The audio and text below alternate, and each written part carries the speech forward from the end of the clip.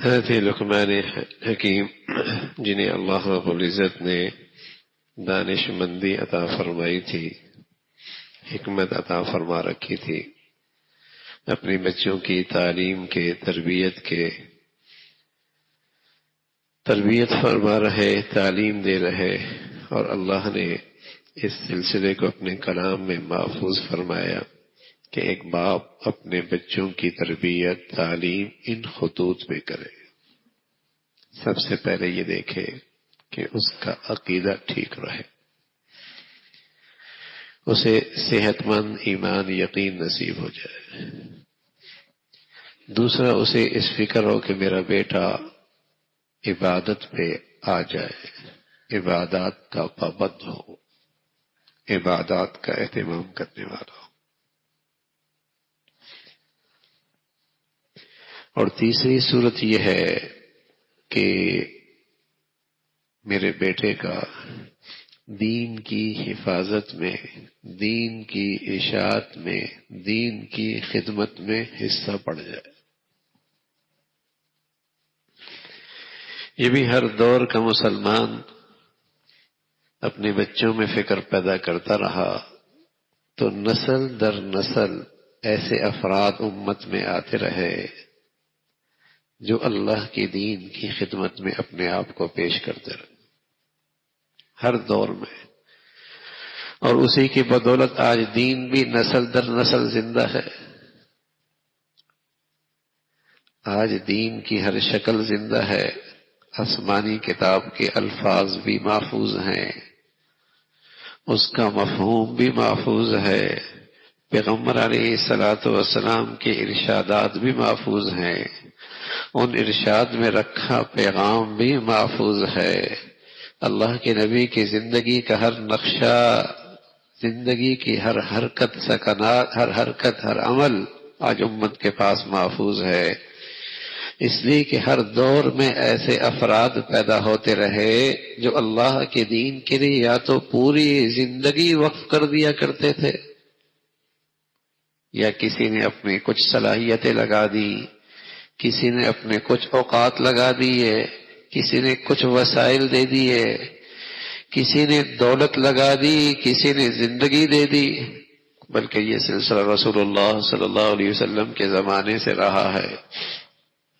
ہر دور میں رسول اللہ صلی اللہ علیہ وسلم نے فرمایا دو لوگ قابل رشک ہیں جنہیں دیکھ کر آدمی کہہ سکتا ہے کاش کہ میں ایسا ہوتا۔ دو قسم کے لوگ ہیں، یہ اللہ کے نبی نے اور کسی کے بارے میں نہیں فرمایا، فرمایا دو قسم کے لوگ قابل رشک ہیں۔ ایک وہ جنہیں اللہ نے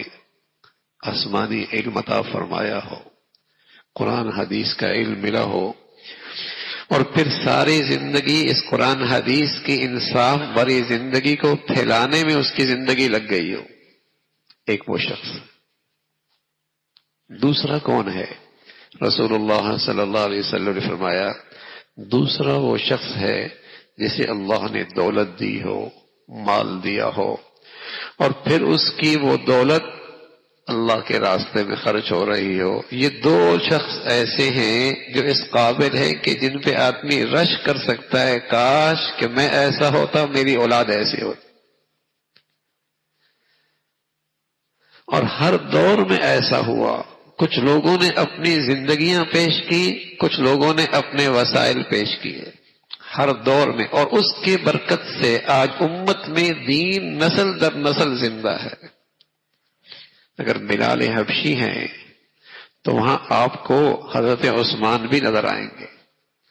اگر وہاں علی ہیں تو وہاں آپ کو عبد الرحمن بن عوف جیسے مالدار بھی نظر آئیں گے، وہاں سرمایہ رکھنے والے عثمان غنی بھی نظر آئیں گے۔ تو کوئی زندگیاں لگا رہا، کوئی اپنی زندگیاں وقف کر رہا، اور کچھ اپنی دولت خرچ کر رہے۔ یہ ہر دور میں امت میں ایسے افراد آتے رہے جو اپنی زندگیاں دین کی حفاظت میں لگاتے رہے، جس کی بدولت آج اس پرفتن دور کے اندر بھی کوئی یہ نہیں کہہ سکتا کہ میرے پاس نبی کا یہ طریقہ موجود نہیں ہے۔ ہر نبی کی ادا عقیدے سے لے کر عقیدے سے لے کر معاشرتی اور معاملات کی زندگی تک پورا دین امت تک محفوظ ہے، حتیٰ کہ جہاں مسلمان کو یہ پتا ہے کہ میرے پیغمبر بیت اللہ میں کیسے تشریف لے گئے، وہاں مسلمانوں کو یہ بھی پتا ہے کہ ہمارا پیغمبر بیت الخلاء میں کیسے تشریف لے گئے۔ سر سے لے کر پاؤں تک ہر ادا اس امت کا تک محفوظ ہے۔ کیسے محفوظ ہوئی؟ ہر دور میں ایسے افراد کا انتخاب ہوا، ایسے خوش نصیب ہوئے جنہوں نے یہ زندگی امت تک نسل در نسل منتقل کی ہے۔ لیکن یہ سبق ہر گھر میں بچپن ہی میں ماں باپ اپنے بچوں کو دیا کرتے تھے کہ بیٹے تم نے دین کی بھی خدمت کرنی ہے، بیٹے تیری زندگی کا کچھ وقت تیری زندگی کی صلاحیتیں دین کی حفاظت میں بھی لگنی ہیں۔ یہ ہر گھر کی پہلی درسگاہ میں ماں باپ سبق دیا کرتے تھے۔ مائیں حضرت خنسا 7 بچے شہید ہو گئے، 7 بچے، خوش ہو رہی ہیں، واہ واہ۔ بلکہ جب میدان آیا، مارکا آیا، تو اپنے بچوں کو بھیجتی ہیں اور کہتی ہیں بیٹے میں نے تمہیں جوان ہی اس دن کے لیے کیا تھا، میں نے تمہیں پالا ہی اس دن کے لیے، میں نے دودھ ہی اس غرض سے پیا تھا، اور جب سارے شہید ہو گئے تو خوشیاں مناتی کہ آج اللہ نے مجھے اپنے بچوں کی شہادت پہ عزت بخشی۔ تو یہ سبق بچپن ہی بھی دے دیا کرتے تھی مائیں، دودھ پلاتی اس لیے تھی، چھاتی کے ساتھ لگاتی تھی، اور ان کے کانوں پہ یہ کلمات دے کر ان کی تربیت کرتی تھی، حسبی ربی جل اللہ ما فی قلبی غیر اللہ نور محمد صلی اللہ لا الہ الا اللہ۔ انسازی ہوتی تھی۔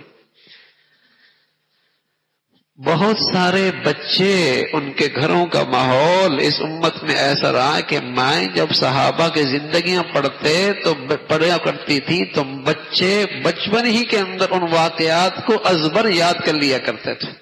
صحابہ کے، اور پھر ان کے ہاں یہ ذہن بنتا تھا میں نے فلاں جیسے بننا ہے، میں نے فلاں جیسے بننا ہے، میں نے اپنے آپ کو ایسا بنانا ہے، تذکر ایسا۔ اور اب کیسے بنتے ہیں؟ اب کیا ذہن بنتا ہے؟ یہ اداکار بننا ہے، یہ گلوکار بننا ہے، یہ لہو لہو کا فنکار اور اداکار بننا ہے، اور یہی زندگی ہے آج کی نئی نسل کی، یہی زندگی ان کے ہاں آئیڈیل ہی یہی ہے، اس نئی نسل کے بلندی کے معیار ہی یہی ہیں، اس جیسا بننا ہے۔ تو ہر گھر کی پہلی درسگاہ میں یہ سبق ملتا تھا کہ بیٹے تم نے اپنی زندگی دین کے لیے بھی لگانی ہے۔ تو میرے عزیزو، حضرت لقمان اپنے بیٹے کو نصیحت کر رہے، بیٹے شرک بھی نہ کرنا، تیرا عقیدہ بھی ٹھیک ہو، تیری زندگی میں عبادات بھی ہو، اور ساتھ فرمایا کہ دیکھو برائی سے روکنا، اچھائی کی طرف بلانا، یہ تحریر سے بھی ہوتا ہے، یہ تقریر سے بھی ہوتا ہے، ہاں، اور اس کے لیے اسباب و وسائل بھی مہیا کیے جاتے ہیں جس سے خیر پھیلے، جس سے نیکی پھیلے، جس سے دین پھیلے، جس سے دین کی حفاظت ہو، جس سے دین آگے اس کی اشاعت ہو، اس کے لیے ایسے اسباب و وسائل مہیا کرنا اور ان صورتوں کو اختیار کرنا جس سے برائی رک جائے، شر رک جائے، فساد رک جائے، منکرات رک جائیں، گناہ رک جائے، دین دشمنی ختم ہو جائے۔ یہ بھی مسلمانوں کی ذمہ داریاں ہیں کہ مسلمان اس میں اپنی صلاحیتیں، وسائل، زندگیاں لگا رہے ہوں۔ تو ایک باپ اپنے بیٹی کی تربیت میں ان خطوط کو سامنے رکھتا ہے۔ اللہ رب العزت بھائی ہمیں بھی عمل کی توفیق نصیب فرمائے۔